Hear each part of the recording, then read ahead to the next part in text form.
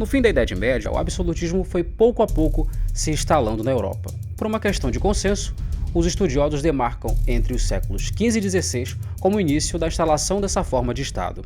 Porém, Portugal saiu na frente, tendo seu absolutismo datado ainda no século XIV.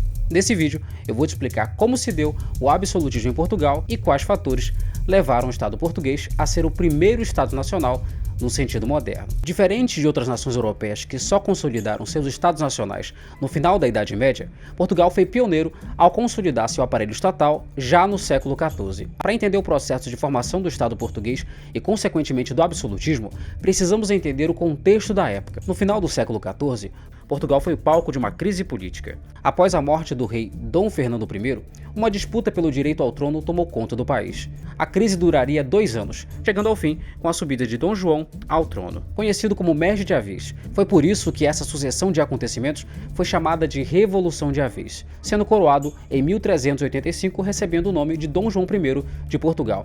A Revolução de Avis foi importante para o absolutismo português porque, além de gerar centralização monárquica, também garantiu estabilidade política ao país.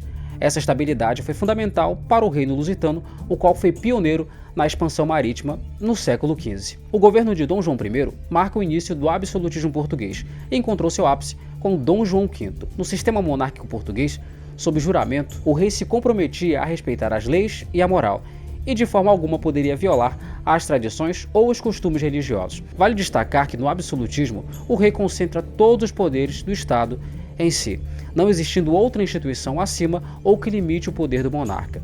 Inclusive, já fizemos um vídeo aqui no canal sobre os teóricos do absolutismo. Você pode conferir depois, clicando no card. O absolutismo português chega ao fim com a Revolução Liberal do Porto em 1820, onde os poderes do rei são limitados por uma Constituição. Se você gostou, dê um like no vídeo e se inscreva no canal. Temos vídeos toda semana.